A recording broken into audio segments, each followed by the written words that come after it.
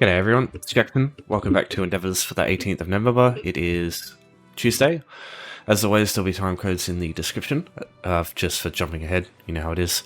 This set here is pretty good. If I were you, I would go selling items to merchants, crafting with any skill, and I would personally go Daedra, but Stages is good too. Patrolling Horrors, look, it's okay, but I don't think it's as good as the other options, so I would personally avoid it. I'll still go through it though. So I'll start with selling items to merchants. You don't have to actually sell them just like to general merchants. Any like NPC who brings up like a store menu, you can sell stuff to them. So just go up to anyone that has like a sort of like a title related to having like a inventory, and just go to sell and just sell some stuff. Now what I suggest you do, if you don't have anything worth selling, just find an item that you have the most of, just sell it, and then go to buyback. Buy it back. It doesn't cost you any gold to buy it back. Like you're not going to lose any gold doing that, and it just gets the endeavor done easily. So yeah, if you don't have any other way, that's just like the straightforward way to do it. All right, I'll also cover crafting any skill with this NPC here because, in my opinion, crafting any skill is best done. I'm pretty sure we literally just had this the other day. It's best done with provisioning because you buy a couple of recipes for a little bit of gold and then you're basically set for life. Anytime the crafting any skill or crafting with provisioning comes up, you can just do it this way. So you need the baked apples recipe or the banana surprise recipe, preferably both if you can get them. It's a little bit of gold investment, but it's the one-time purchase and then you're set. As I said, for all time's sake. So in the description, I'll have a couple of videos, some tutorial videos. One of them will just be for like getting a bit of gold quickly. It's just like small amounts, but it'll be enough that you can get like relatively quickly for like a purchase like this. So just check that out if you need some gold to buy these. But I'll just advise buying these on one character so that you can just do this easily anytime it comes up. You can get them from guild stores. You can rarely get them from enemies, just in Overland, but that's just the surefire way of getting them. Alright, so what we're doing now is we're heading... So this is Oridon. You can go to any chef in the game, but this one's close to the other place we're going to use for this. So yeah, Hizala, the chef in Salted Wings Tavern in Volkagard in Oridon, with a way shrine you start with. But you can just go to any chef to get those recipes, it doesn't really matter. This part does matter though. In my opinion, coming here is like one of the best places to go because it's easy to reach, right next to a way shrine, and everything here is not stolen. So you don't have to worry about NPCs like giving you a bounty and having to deal with like guards chasing you up for, yeah, like stealing a bloody apple. There is other places, like for example in Belkarth, you've got this like the apple orchards, but you only need a few items, so it's not really that important to go somewhere like that for lots of items. So there's three things you're looking at. The tray here, which is full of bananas and apples. And then there's the apple basket over here. And then the apple basket over here. This one is empty. Sometimes these will be... Some of the things won't be here. Don't worry, that's just a weird thing that happens with containers in this game. If you come here and you're just like really unlucky, there's like one item that you can grab. Let me show you some things you can do. So if you leave the zone and come back, or if you go far enough away, maybe to like the Dolmen and back, it will reset everything here. But what you can do to do this like as fast and conveniently as possible is we can go to Imperial City.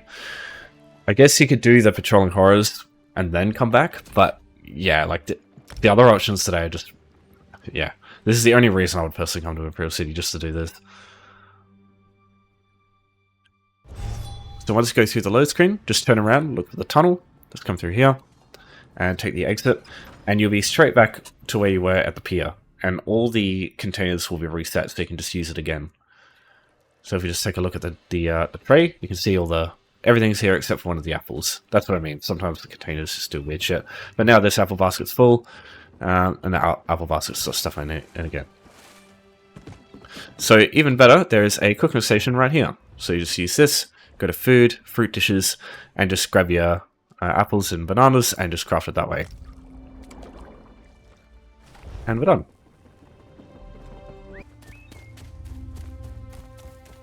Alright, Bestial Daedra. So things like this scamp here are what you're looking for. The three I would potentially look at the most, just because they just are much more common. Scamps, Clanfear, and Banekin. So let me go through a couple of places that are easy to reach, easy to use in the Overland. So Toronan here, in the northern side of Oridon.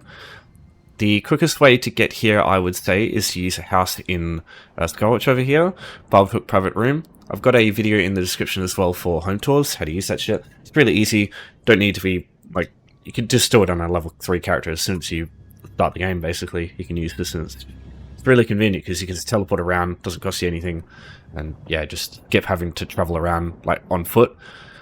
Yeah, it's really helpful. So you can use that to come over there, and then just come up this way, get this way shrine, and you've got easy access to Toronan. You can do the same thing with this way shrine. You could just come from that direction, and you'll find about 30 or so scamps and a couple of Clanfear all over the place here. Also, do grab the Torchbug too if you come through here, because sometimes these can have Torchbug Thoraxes, which, oh, we got one right there, which are crazy expensive still in this day and age. So yeah, worth grabbing. And I guess if you haven't done the selling to merchant one yet, you can grab some insect parts and just sell them that way. It's a pretty easy option. Alright, some other good options for Bestial Daedra. In the Stonefall zone, you've got the Brothers of Strife. This area here has lots of scamps in it. You've also got Ash Mountain over here.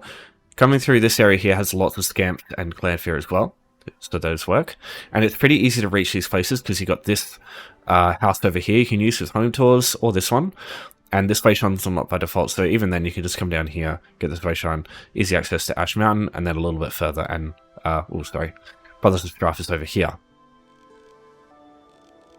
Now, let me go a bit further here.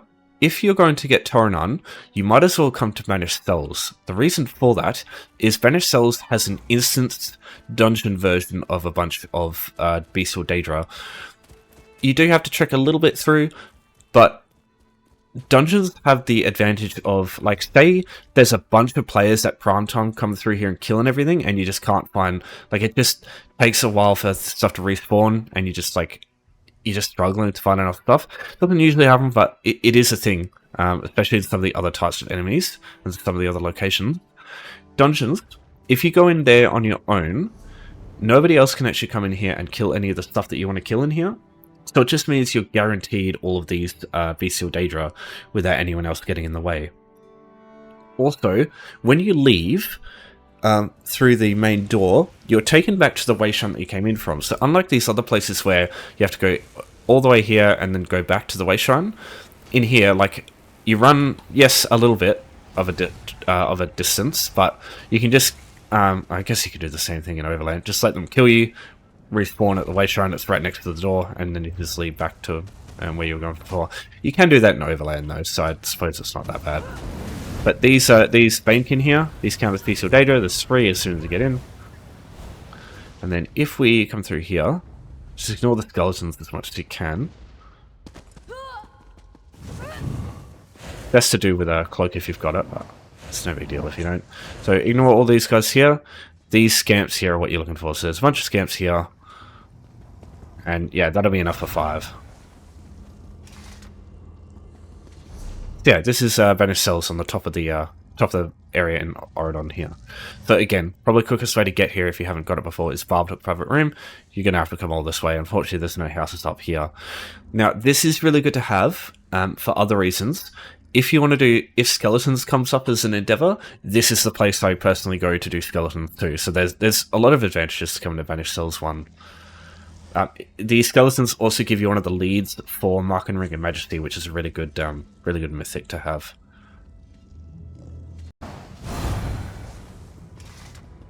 You just leave through the door, and you'll be taken back to the way shrine, as I said. Yeah, I'm not sure how valuable that is when you can just do the same thing in Overland when enemies kill you, but yeah, it's worth a mention.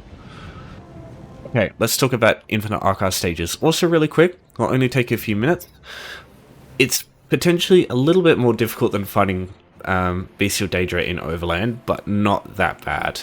If you just have a good self-heal and a bit of self-sustain, you should be fine here. It's the early stages are pretty easy.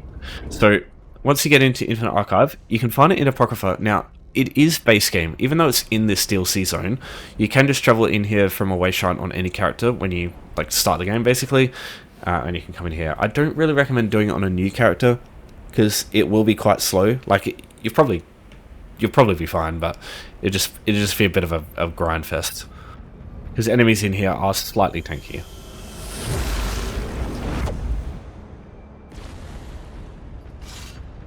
Okay, so when you come through the door, there'll be these black circles. These are how you start your stages. So the stages will just have a bunch of random regular enemies. They'll always have a ranged enemy in the first wave. I advise you start off stacking on them, because the melee enemies will come to you anyway. But just easier bringing all the enemies together for all your AoEs on the ground, as you usually do as a PvE build. But again, got an arquebus over here. This is a ranged enemy. Got another one in the distance there, so kill this one and then I'll handle over there. The sphere will become blue. Oh, sorry, the spider. Oh, that's fine. Least priority enemy. So the third wave will almost always have one of these bigger dudes. Personally, I like to go for the range enemies still in the back and kill all the little enemies first. But it depends. Some of the big guys I think are more priority targets. For example, the Iron Atronachs and the Crow Wraiths and the Lich. I prefer killing them first, but yeah, it's your call. Alright, so after that wave's done, that'll be a stage. You get a verse, and the next stage will usually be easier, because verses give you power up. Some of these can be really good, some of these can be pretty shit. Preferably if you can get anything that makes you deal more damage, so you can just get it done quicker. That being said, healing on extra 50% is pretty crazy, and extra movement speed is also good. So I'll just get this and basically never die. So just go through the portal and it'll just be that again. That's it, except just different enemy types. So just look for the ranged enemy. There they are up there. Alright, so these are Bestial Daedra. Maybe it might be a good idea to do, if you're going to do stages today, maybe do this first, because you can get Bestial Daedra in here, but it's not a guarantee.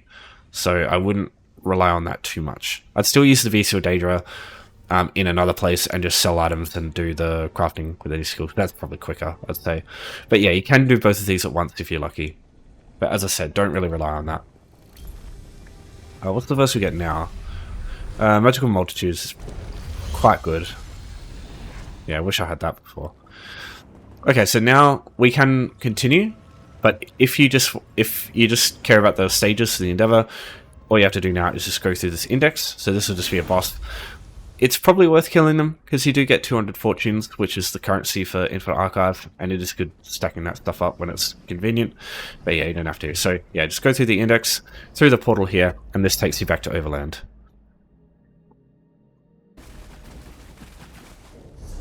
Okay, last option, defeating a patrolling horror in the Imperial City District. So these are essentially world bosses in the upper sections of the Imperial City that you essentially fight while other players might be fighting you. It's exciting, I can definitely agree with that, but it's not practical, I think. So if you do want to do this, you need to enter Imperial City through these campaigns here. So you right click and then queue for them, and then you'll just get an acceptance to go in, and then you jump straight in. So you'll start in your faction's safe zones. So in order to get to your district, you have to go over here into the ladder room, and each of the districts shows here as a ladder. So what this will do is it'll bring you up here, and these districts are where you find your patrolling horrors. They are impossible to miss. Believe me, they are huge Bestial Daedra, basically. Now, I wouldn't suggest this for your Bestial Daedra option, because it's one, and they have shit tons of health, and they're very tough to kill. Some of them are much tougher than others. I think Baron Thirsk is like, I've heard that's the weakest, but I'm not too sure about that. I haven't done them enough to know. Now, it is worth noting that your healing received around here and your health recovery is reduced by half.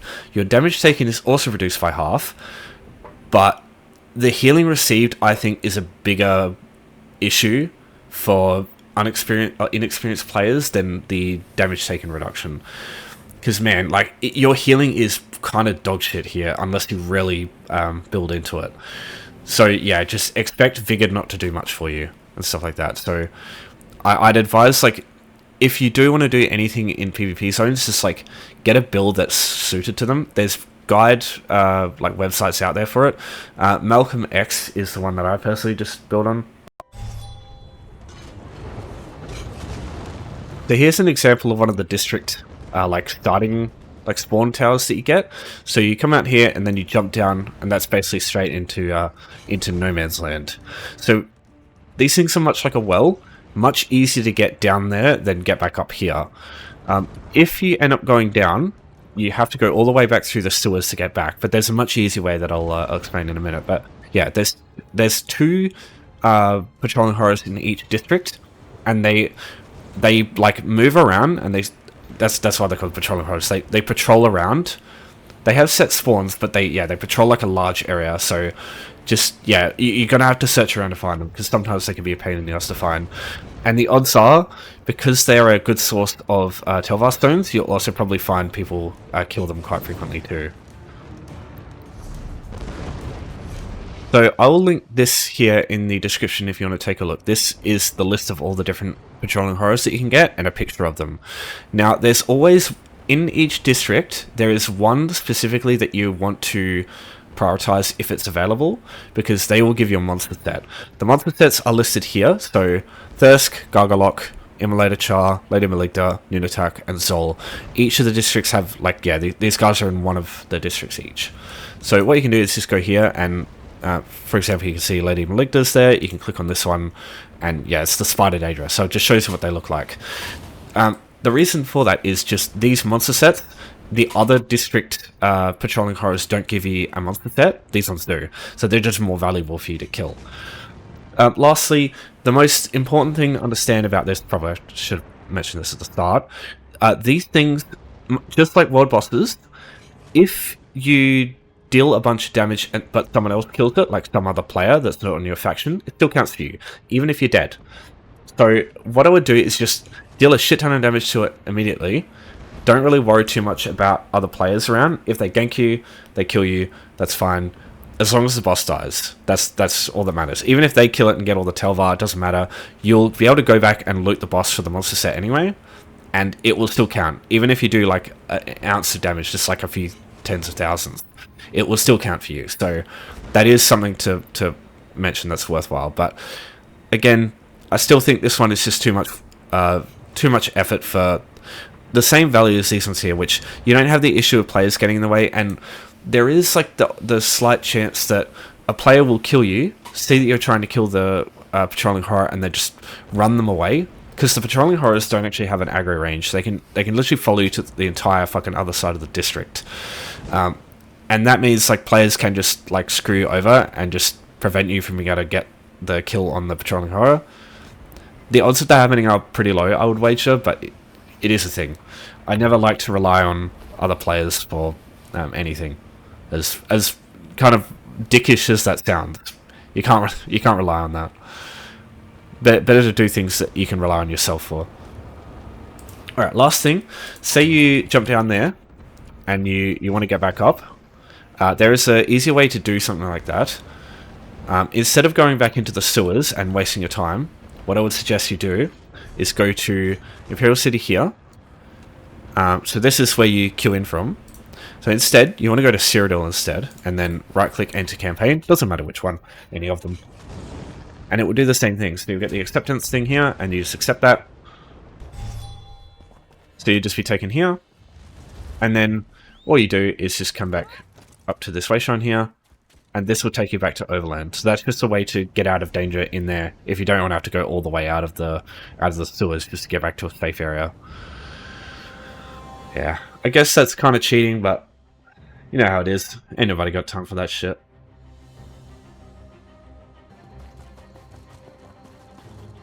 Alright, that'll do for today. I'll link that the patrolling horrors in the description if you want. It also explains like what they do and what to expect from them, like the attacks they do and stuff. I'll leave it there. Any questions, give me a holler as always. But thanks everyone for watching. Thanks for your support as always. Take care for now, and I'll see you next time.